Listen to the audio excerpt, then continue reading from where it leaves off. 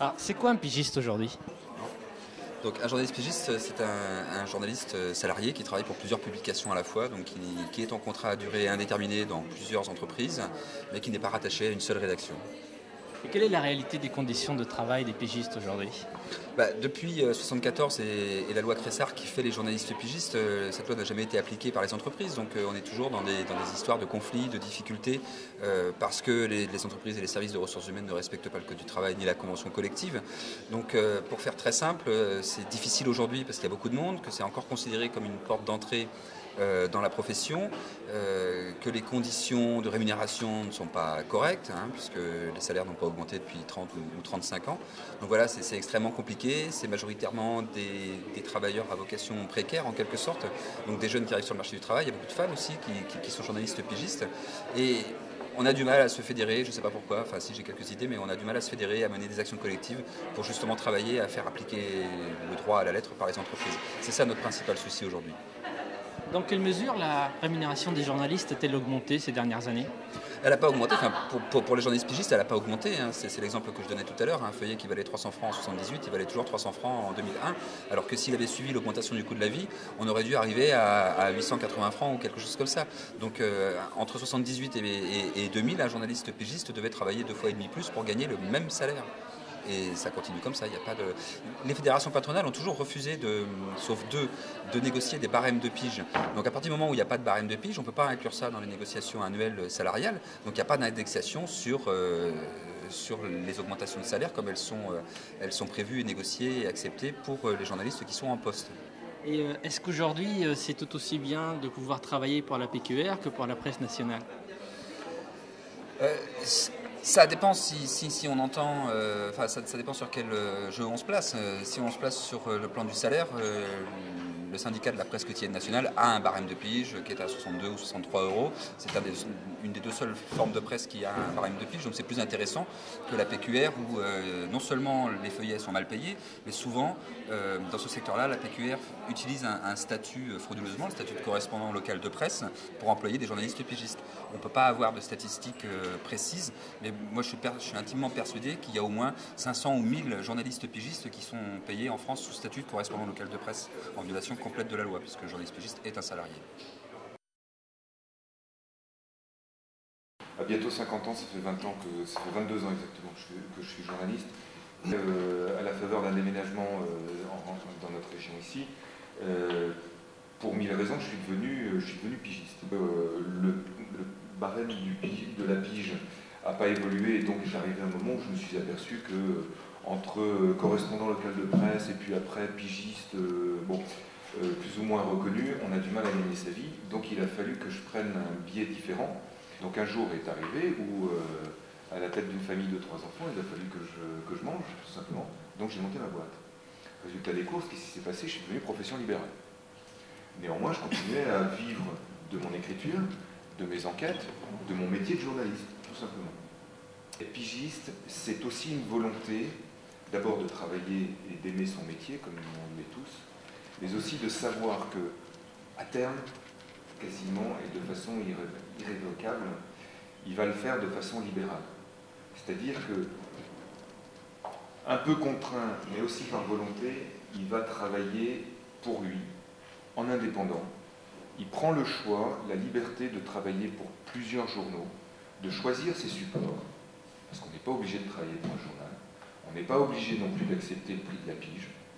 Mais donc, pour moi, c'est pas un choix. Il y a entre choisir et subir. Le statut de pigiste, je pense que beaucoup le subissent. Moi, je l'ai choisi, bon, voilà. Mais sans avoir au moins 3 employeurs permanents, avec des possibilités de voir l'un des employeurs partir, je crois qu'on n'a pas vraiment le choix de ce truc-là. Je me dis, est-ce que le pigiste doit pas avoir cette conscience de la liberté qu'il achète, comme toutes les professions libérales? On la paye cher, cette liberté. Elle est coûteuse. Aujourd'hui, moi je ne suis plus encarté, je fais partie des gens qui ne sont pas encartés, parce que aux yeux de la commission de la carte, et je sais qu'on en parlera en début d'après-midi, aux yeux de la commission de la carte, je suis profession libérale. Quand les journalistes se sont battus dans les années 30 pour aboutir au statut de journaliste, ils se sont battus, avant ils étaient indépendants aussi, avant 1935, et la création du statut, ils se sont battus pour avoir accès à un statut qui leur permettait d'être libres dans leur moyen d'expression. Et l'une des bases de cette liberté, c'est la sécurité économique. Et le salariat était le meilleur moyen à l'époque d'assurer cette sécurité économique et leur liberté de penser. Bon, le contexte a énormément changé, je ne vous le cache pas. Je suis comme toi, je bouffe à tous les râteliers, je fais un petit peu de com institutionnel parce que ça m'aide bien, je dis souvent que la communication sponsorise mon métier de journaliste parce que si ce n'était pas là il y a longtemps j'aurais arrêté, et donc je suis journaliste grâce à ça.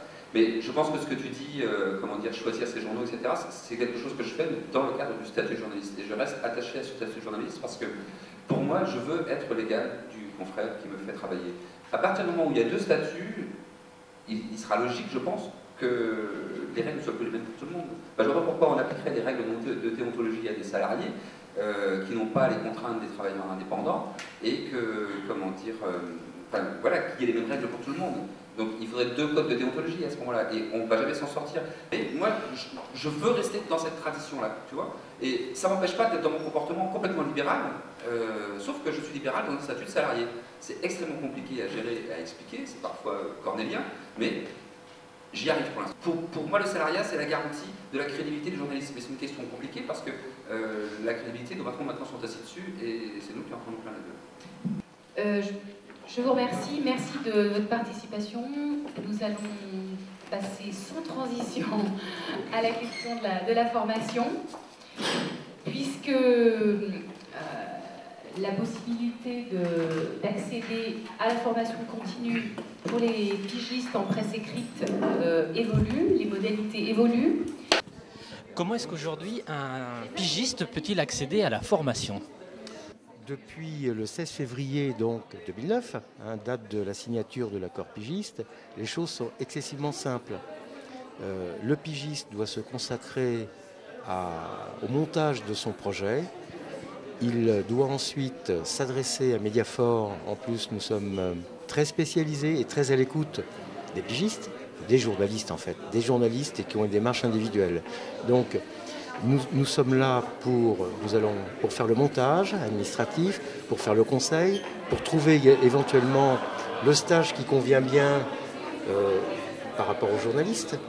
Et donc, qu'est-ce qu'il faut faire? C'est ça, se consacrer sur son projet, prendre des conseils auprès de chez nous, et ensuite nous faisons tout le montage administratif pour le journaliste et demandeur.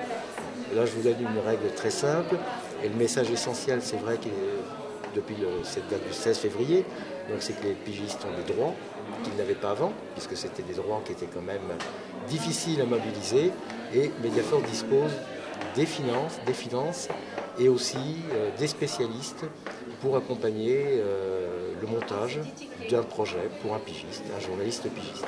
Voilà. Qu'est-ce qui a changé dans les accords qui fait qu'aujourd'hui un pigiste peut accéder à la formation?